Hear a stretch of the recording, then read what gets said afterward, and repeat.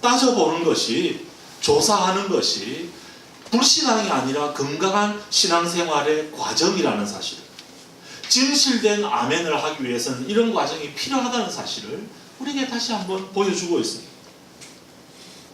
이렇게 질문하고 궁금해할 때 하나님께서는 친절하게 대답해 주십니다.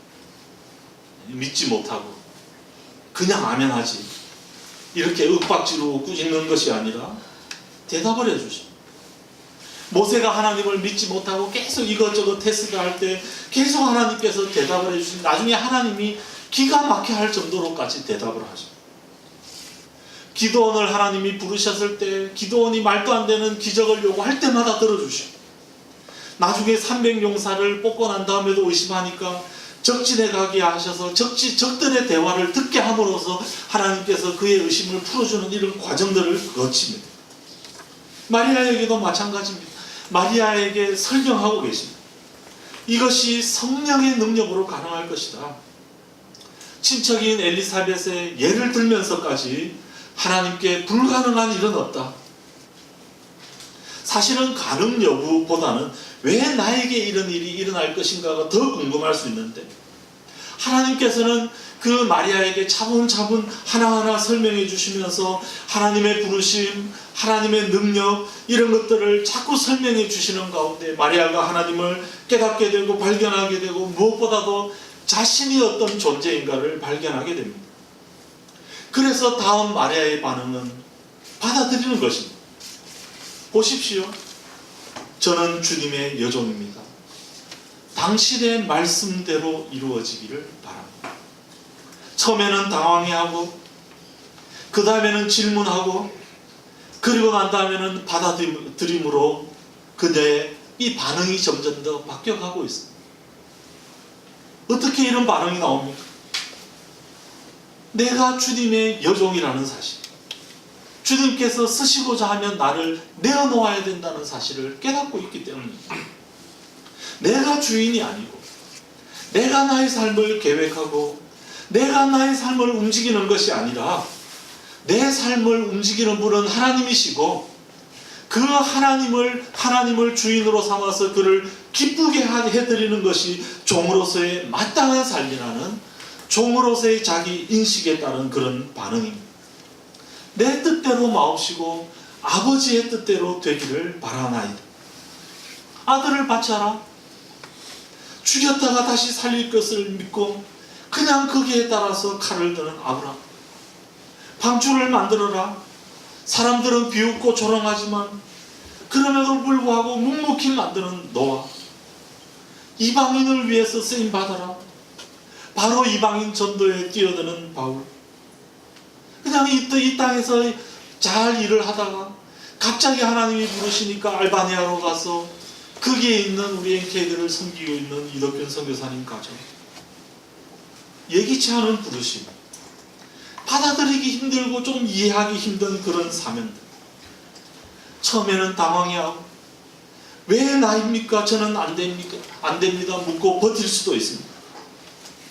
그렇지만 성령의 능력에 대한 설명을 듣고 하나님의 하시는 일들을 우리가 알면 할수록 끝까지 버틸 수는 없는 것입니다. 무엇보다 그 하나님 앞에서 내가 어떤 존재인가, 하나님 앞에서 나의 존재를 제대로 깨닫고 나면 외면할 수 없는 것입니다. 우리는 주님의 종이고 주님께서 쓰시겠다고 하실 때에는 결국에는 그것을 받아들이고 순복할 수밖에 없습니다. 그렇게 순복을 결단하고 고백하고 난 다음에 마리아는 바로 자기 친족인 엘리사벳을 찾아갑니다. 엘리사벳의 말 가운데 놀라운 말들이 있습니다. 우리 나의 주님의 어머님께서 나에게 친히 나오고 있다. 이런 고백들을 하면서 45절에 보면 주님께서 하신 말씀이 이루어질 줄 믿은 여자는 행복한 사람이다. 여기까지 마리아가 듣고 난 다음에 46절 이후에 나오는 유명한 그 찬양을 마리아가 하게 됩니다. 내 영혼이 주를 찬양하고 내 영혼 하나님 내 구주를 기뻐함은 여종의 비천함을 돌아보셨습니다. 이제는 그 유명한 찬양이 마리아의 입에서 터져나옵니다. 처음에는 당황해하고, 다음에는 질문하고, 그리고 난 다음에는 받아들이고 순복하고, 그리고 마지막에는 찬양으로 하나님께 나아가겠다. 나 같은 존재를 쓰시는 하나님에 대한 찬양, 그 하나님의 높고 위대하심, 그의 절묘한 부르심, 나를 통하여 할 놀라운 일들, 그런 것들을 기억하며 감사와 감격이 찬양으로 터져나옵니다. 나같이 미천한 자를 들어서 지혜롭고 강한 자들을 부끄럽게 하실 것을 바라보면서 하나님을 찬송합니다. 그렇게 찬송하는 순간에 처음에 말했던 이 은혜가 마리아에게 진짜 은혜가 되는 일들이 벌어지고 있는 것입니다. 사역의 현장에서, 삶의 그 정황 속에서 예기치 않았던 부르심을 경험한 자들의 하나님에 대한 마지막 고백은 항상 찬송입니다. 오직 주의 사랑에 매여 내영 기뻐 찬양합니다. 주께서 주신 동산에 땀 흘리고 피를 뿌리고 내 모든 삶을 드리리. 주께 드릴 노래 가득합니다. 마지막은 대부분은 다 찬양으로 끝납니다. 왜 그렇습니까? 처음에는 이해할 수 없었지만 하나님의 인내와 하나님의 설명 가운데 하나님의 능력을 알게 되고 내가 하나님 앞에서 어떤 존재인지를 깨닫게 되면서 하나님의 부르심이 납득이 되기 시작합니다. 그리고 그 하나님의 부르심을 받아들이고 순복할 때 성령이 나를 덮으시고 그 성령의 감동으로 내가 하나님 앞에 할 수 있는 유일한 반응은 찬양하는 것, 그 찬양이 터져 나오는 것입니다. 따라서 이 찬양은 실제로 내가 부르는 것이 아니라 내 속에 있는 성령의 강권적인 역사에 의해서 부르게 되는 것입니다. 이사야 43장 21절에 이 백성은 내가 나를 위하여 지었나니 나의 찬송을 부르게 하려 합니다.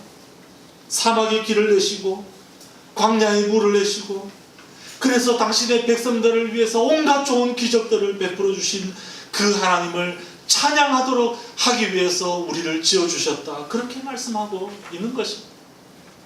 그래서 그 마지막은 항상 나의 나 된 것은 다 하나님 은혜라 찬양으로 끝나게 됩니다. 우리의 의심과 의문, 우리의 당황스러움을 변하여 찬양이 되게 하시는 하나님, 여기에 사실은 은혜의 절묘함이 있습니다. 천사는 마리아에게 하나님의 은혜를 입은 자, 하나님의 은혜가 너와 함께 있다고 축복했습니다. 처음에는 이것이 어떻게 은혜인가? 이건 너무 가혹하지 않은가? 당황해 합니다. 그러나 하나님께 능치 못하심이 없고 성령의 능력이 나를 완전히 덮는 것들을 경험하게 될 때 하나님 앞에서 내가 어떤 존재인지를 발견하게 되고 나 같은 것을 사용하시는 그 하나님의 은혜를 기억하며 감사하게 되고 그 놀라움에 대한 그 반응으로 찬양이 터져 나옵니다. 이 찬양은 결국 은혜에 대한 인정, 이것이 예기치 못한 부르심 같았고 황당한 일 같았지만 결국에는 하나님의 은혜예요. 은혜라는 것은 따라서 처음부터 은혜로 고백하기는 쉽지 않습니다. 그런데 우리가 그 가운데 하나님의 뜻을 발견하면서 믿고 순복하게 되고 인내하는 가운데 은혜가 진짜 은혜로 드러나는 일들을 경험하게 됩니다. 은혜라는 것은 따라서 하나님에 대한 믿음이 은혜에 대한 눈을 뜨게 해주는 것이라는 사실을 오늘 본문은 우리에게 명확하게 보여주고 있습니다.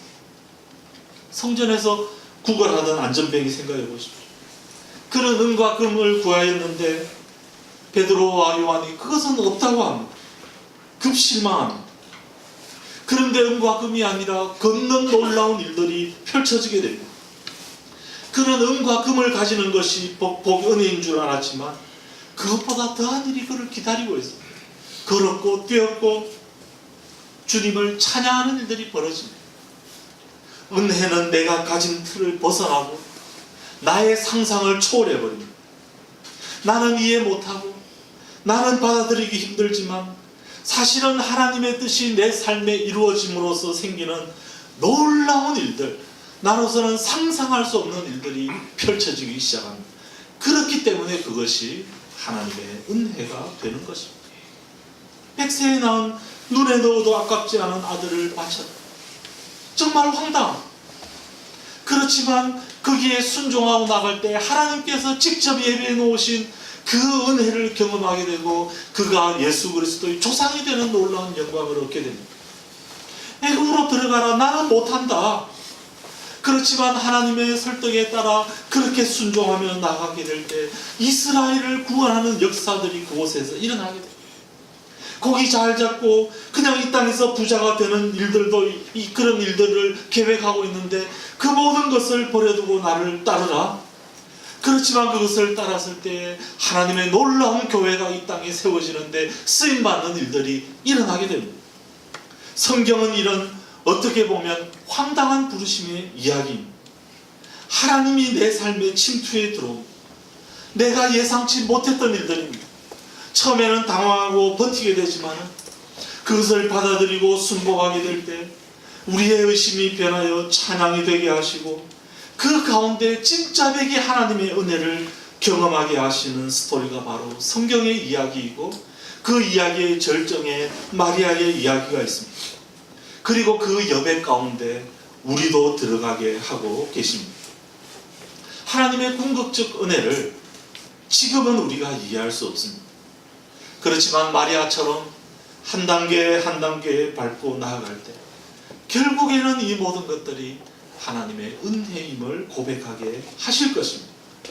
지금 내가 있는 곳이 뜻밖의 곳이고 지금 우리 가정에 일어나는 일들이 내가 도저히 예상치 않았던 일들이지만 그럼에도 불구하고 성경을 통하여서 믿음의 선배들을 통하여서 우리에게 계속 보여주는 것처럼 하나님의 놀라운 일들이 이제 시작되고 있다는 사실을 우리가 믿으면서 그 계획을 따라야 할 하나님의 종이라는 사실을 고백하면서 그렇게 부르심에 순종하고 믿고 한 걸음 한 걸음 나아가게 될 때 기필코 우리로 하여금 하나님을 찬양하게 하시는, 그래서 이 모든 것들이 버릴 것 하나 없는 하나님의 절묘한 은혜임을 확인하게 하실 것입니다. 이 은혜라는 것은 따라서 하나님의 관점에서는 처음부터 은혜였지만 우리가 그것을 하나님의 은혜로 받아들이는 데는 시간이 필요합니다. 믿음이 필요하고 인내가 필요합니다. 그렇지만 결국은 이 은혜가 오늘의 나를 있게 했고 앞으로